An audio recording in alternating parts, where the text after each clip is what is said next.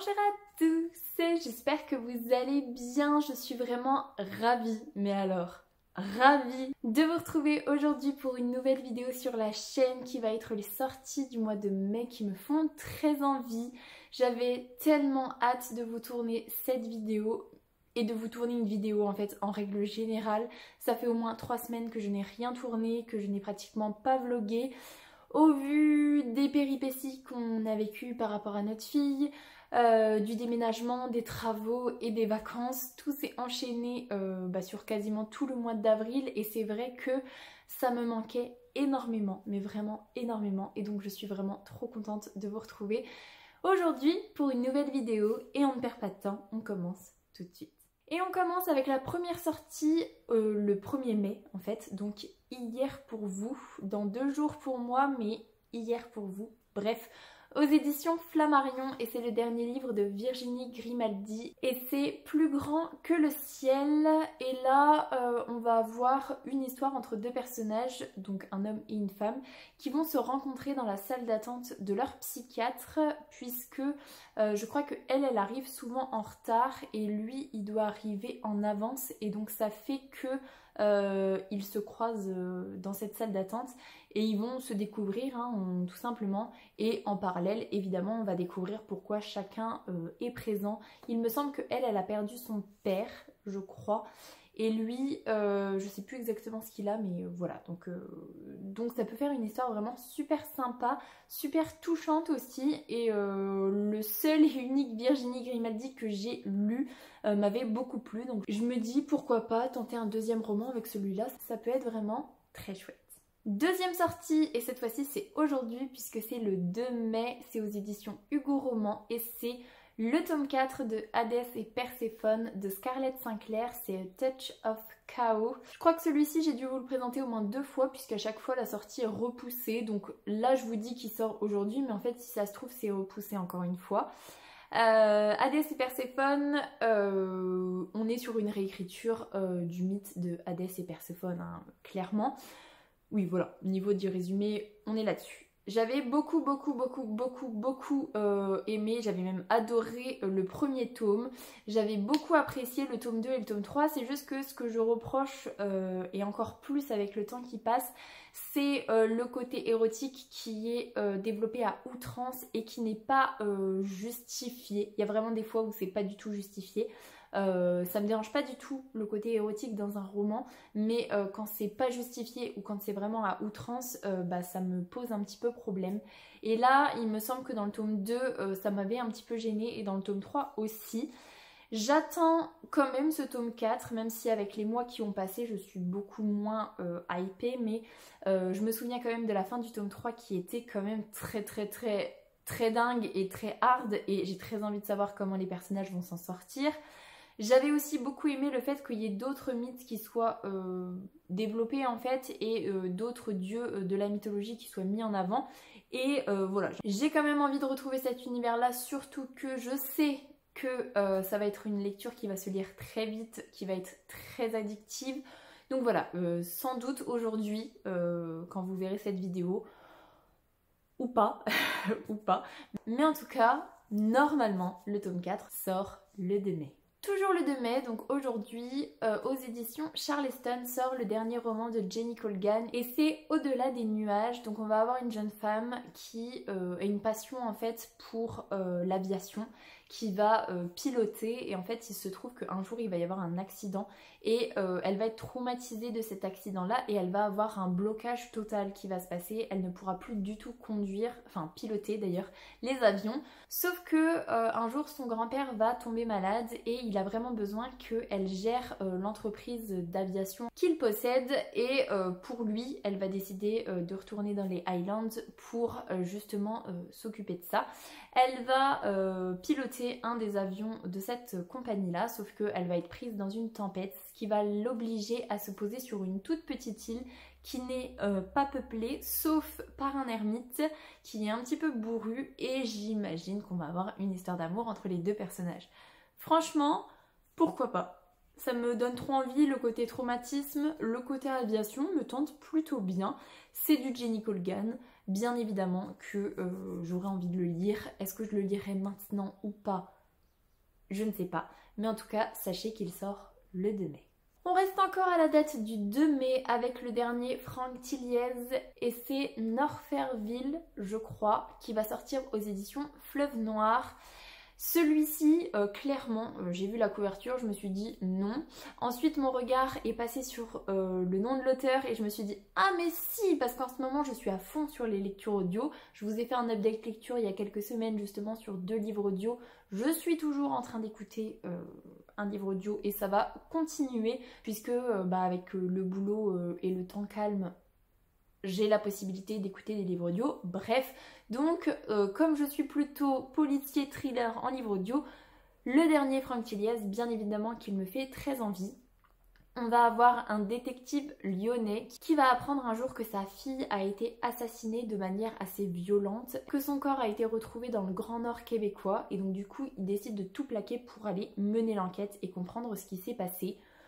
Le côté grand froid, grand nord, ça ne m'attire pas plus que ça, hein. Je suis plutôt quelqu'un qui aime bien l'été, qui aime bien avoir chaud, le soleil, tout ça. Mais pour un thriller, je m'accommode de tout. Donc j'ai vraiment très hâte de découvrir ce roman. Et en plus, Franck Tilliez, ça fait vraiment longtemps que j'ai pas écouté de livre de lui. Donc je suis assez contente de savoir qu'un nouveau va sortir au mois de mai. Et j'ai hâte en fait de l'écouter tout simplement. On continue encore le 2 mai, parce que visiblement tous les livres ont décidé de sortir le 2 mai, donc aujourd'hui je le rappelle. Aux éditions Hugo Roman sort le tome 5 de la saga Doreen. Donc c'est Gold et c'est de Raven Kennedy. Je suis pratiquement sûre que je vous l'ai présenté le mois dernier. Donc je ne sais pas ce qui s'est passé. Visiblement il n'est pas sorti au mois d'avril. Et il sort au mois de mai. À voir. Vous n'êtes pas sans savoir que j'ai adoré cette saga, en tout cas les 4 tomes. D'ailleurs, j'en profite pour vous redire que j'ai tourné une vidéo spoiler du tome 4. Donc vraiment un résumé spoilant du tome 4. Donc si juste avant de vous relancer dans cette saga, vous avez envie de vous remettre un petit peu les idées en place, entre guillemets, il y a une vidéo sur la chaîne spécifiquement dédié au tome 4 de la saga Doreen. C'est une réécriture du mythe du roi Midas, voilà, clairement. Et vraiment très addictif, très cool, avec des sujets vraiment très difficiles, très poignants, très hard à lire, mais vraiment j'ai adoré. Et pourtant le premier tome c'était mal parti, franchement pour moi c'était limite, et heureusement que j'ai poursuivi parce que franchement c'était juste trop bien.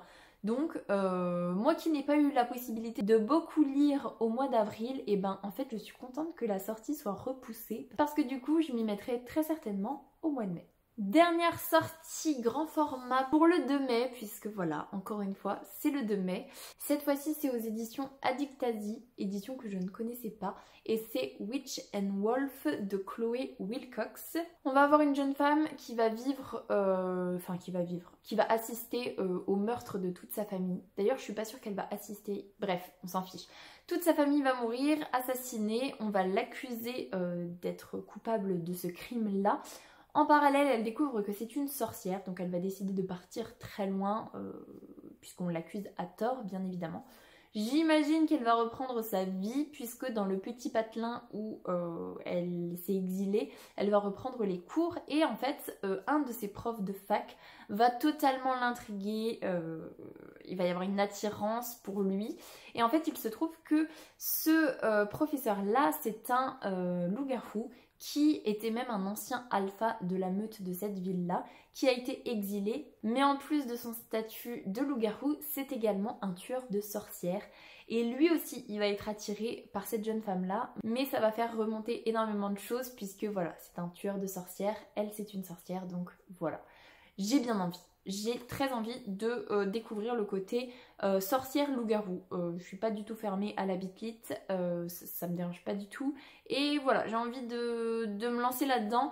Le seul truc qui me gêne un petit peu dans le résumé, c'est attirance pour un prof de fac. Voilà, c'est ce truc-là qui va me gêner. Mais si c'est bien amené dans le récit, si c'est pas trop malaisant, on va dire, pourquoi pas. En tout cas, ça me fait très envie. Et on est toujours sur la date du 2 mai. On fait un bond dans le temps puisque cette fois-ci c'est une sortie le 8 mai et c'est aux éditions Lost Kingdom. Et on est toujours sur une histoire de sorcière puisque c'est Witch Walker, c'est le faucheur de sorcières, c'est un tome 1 et c'est de Charissa Wicks. On va avoir une communauté de sorcières qui, à chaque période de l'automne, il va y avoir le dieu des sorcières, je crois, qui va venir avec son faucheur et qui va prendre une sorcière de cette communauté. Cette jeune femme-là, elle veut se venger puisque c'est sa sœur qui a été choisie, j'imagine, l'année précédente ou quelques années avant. Donc son but dans la vie, c'est vraiment de tuer le faucheur. Elle est remontée à bloc, ça va être justement le moment où ils descendent sur Terre pour venir prendre une sorcière.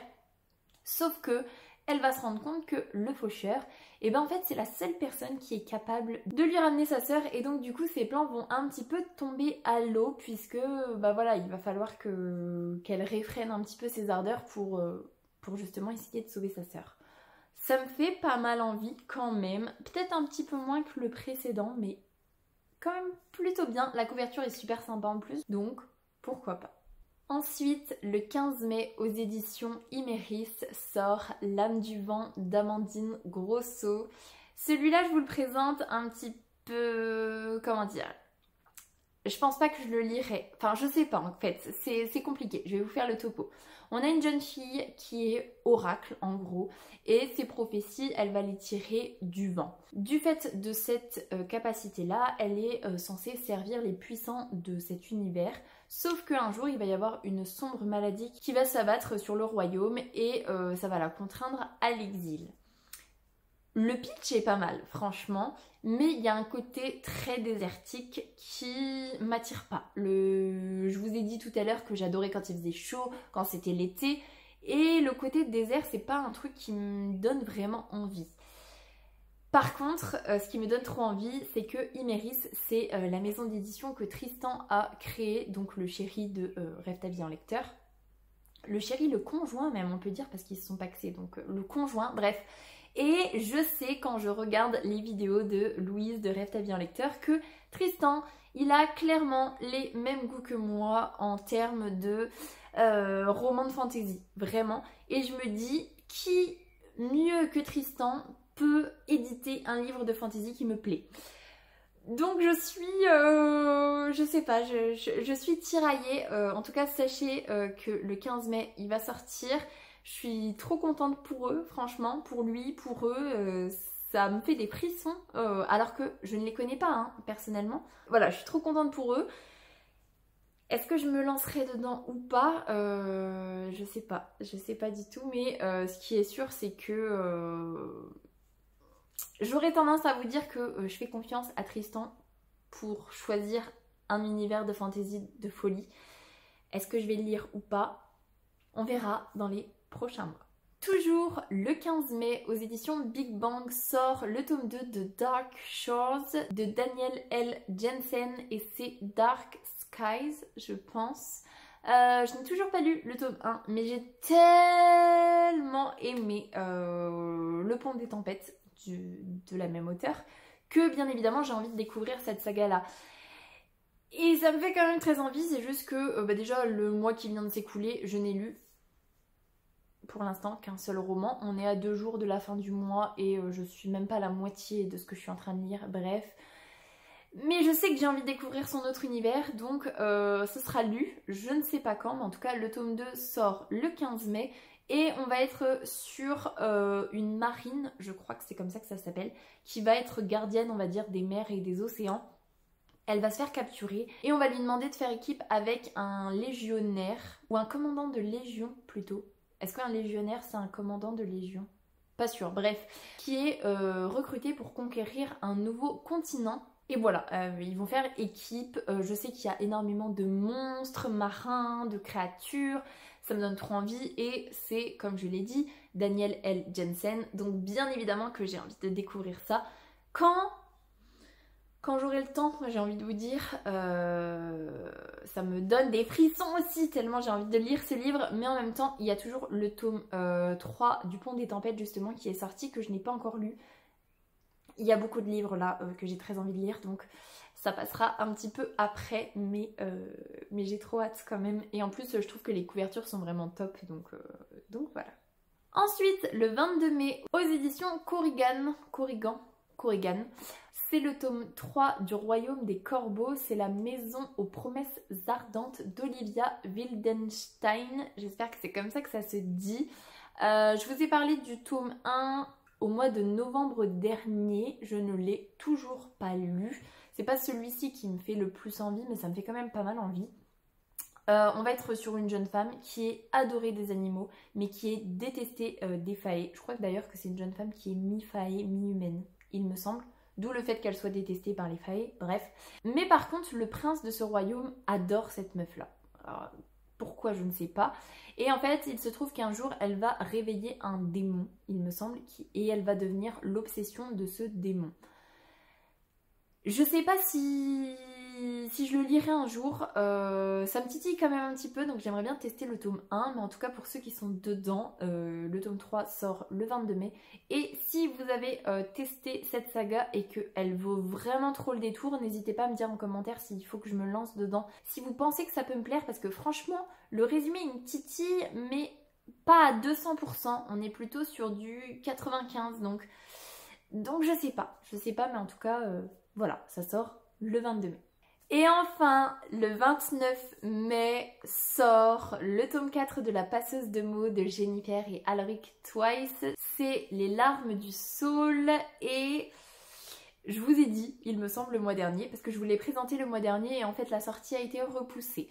Je vous avais dit que j'allais abandonner cette saga, que voilà, je vous le présentais parce que je vous ai quand même parlé du tome 1, du tome 2, du tome 3, que j'avais un ressenti et une histoire particulière par rapport à cette saga, mais que voilà, j'arrêtais.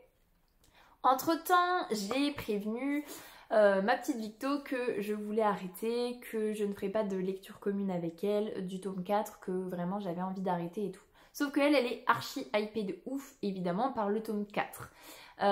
Et donc, j'ai décidé de trouver un compromis, on va dire. Je lui ai dit que je voulais bien faire la lecture commune avec elle, seulement si moi je l'écoutais en audio, parce que je me sens plus capable, je n'ai plus envie de les lire en papier, je préfère les écouter en audio. Je suis quand même beaucoup moins concentrée quand je les écoute en audio, parce que souvent je fais quelque chose en même temps, et j'ai pas l'impression de perdre du temps en lecture parce que voilà, je suis occupée à autre chose, ou d'ailleurs occupée à rien au boulot, parce que quand j'écoute les livres audio c'est parce qu'il n'y a personne et il n'y a rien à faire, bref. Donc voilà, on est parti là-dessus et bah voilà, la sortie a été repoussée au 29 mai. Je pense que c'est bon parce que le mois dernier il n'y avait pas encore la couverture sur Booknote quand j'ai préparé la vidéo, alors que là elle y est, donc j'imagine que ça va vraiment sortir fin mai. Voilà, finalement j'ai été faible, j'ai craqué. J'aime trop les lectures communes avec ma petite Victo et je sais que ça lui tenait à cœur et peut-être que ça va la motiver à commencer la roue du temps avec moi. On avait dit qu'on le ferait, mais ça la stresse d'avoir autant de tomes en fait, donc bon, bref. Voilà pour le dernier grand format. Maintenant, niveau livre de poche, on a Je peux très bien me passer de toi de Marie Vareille qui sort le 17 mai aux éditions Charleston Poche. Je l'ai lu. Je vous avoue que c'est pas celui qui m'a laissé un des meilleurs souvenirs. Il y a des livres de Marie Vareille, comme La vie rêvée des chaussettes orphelines, comme Ainsi gèlent les bulles de savon, comme Désenchanté. Tout cela, même le syndrome du spaghetti, incroyable coup de cœur. J'en ai des souvenirs incroyables. Celui-ci pas trop, je sais que j'avais bien aimé, mais j'ai pas tant de souvenirs que ça. Il a même fallu que j'aille relire le résumé pour me refaire une idée. Et même là, il y a des petites brides qui me sont revenues, mais pas énormément. On va avoir deux copines qui vont passer à un marché. Il y en a une qui veut écrire un roman et il faut vraiment qu'elle s'isole, qu'elle se mette dans sa bulle. Donc elle va partir au niveau de Bordeaux, je crois, enfin dans le Bordelais, pour essayer de s'isoler, pas de mec, et voilà, il faut qu'elle écrive son roman. Et par contre, sa copine, elle, il faut, je crois, qu'elle trouve quelqu'un, elle trouve l'amour, qu'elle se mette, voilà, c'est son but parce que ça fait trop longtemps qu'elle est toute seule ou je ne sais pas, bref, je ne sais plus, et je crois qu'elle va partir à Londres ou un truc dans le genre, j'ai plus vraiment de souvenirs. Je me souviens que j'avais bien aimé, je vous le vends super mal. Par contre je vous vends tous les autres livres de Marie Vareille et j'ai très hâte de lire La Dernière Allumette. J'ai trop hâte. J'ai pas le temps, mais j'ai trop hâte. Donc voilà, le 17 mai en poche sort Je peux très bien me passer de toi et voilà en fait. Et enfin, le 22 mai, aux éditions Bragelonne Poche, sort le tome 25 et 26 de La Roue du Temps dont je vous parlais juste avant. Donc c'est Les Tours de Minuit et donc c'est partie 1 et partie 2. Donc respectivement tome 25 et tome 26 et c'est de Robert Jordan et Brandon Sanderson puisque Robert Jordan est décédé et Brandon Sanderson récupère cette saga pour la clôturer en fait tout simplement. Voilà, je n'ai toujours pas commencé cette saga, je devais commencer en lecture commune avec ma petite Victo, on a des vies beaucoup trop compliquées et on n'a pas le temps en ce moment et en plus voilà, La Passeuse de mots sort fin mai donc je pense que ce sera pas encore pour tout de suite maintenant mais j'ai dit que ce serait 2024 pour le tome 1, ce sera 2024 pour le tome 1 et je me rends compte que je vous ai pas du tout pitché La Roue du Temps. C'est un univers de fantasy avec 3 enfants, je crois, en personnages principaux. Et c'est à peu près tout ce que je retiens à chaque fois parce que je sais que ma maman n'a que des éloges pour cette saga et qu'elle sait que ça me plairait de ouf et il faut que je me lance. Mais voilà, j'ai pas un pitch bien ficelé. C'est de la fantasy avec des enfants badass et entre autres un enfant qui communique avec les animaux ou qui communique avec les loups. Ça me donne trop envie, clairement ça me donne trop envie. Voilà. Du coup, voilà pour les sorties du mois de mai qui me font très envie. Il y en avait franchement un bon paquet et du coup je me dis pour reprendre les vidéos, quoi de mieux qu'une vidéo très longue et qui va être très longue à monter. Mais le montage, ça me manque aussi. Cette routine de YouTube me manque énormément et donc voilà, j'ai hâte de reprendre tout ça très sérieusement. Donc je vous laisse là-dessus parce qu'il y a pas mal de montage à faire. J'espère que cette vidéo vous aura plu. Si c'est le cas, n'hésitez pas à mettre un petit pouce dans les airs, à vous abonner à la chaîne et à venir discuter avec moi en commentaire. Ça me fera super plaisir. En attendant, je vous souhaite une très belle semaine, de très belles lectures et je vous dis à la semaine prochaine. Salut!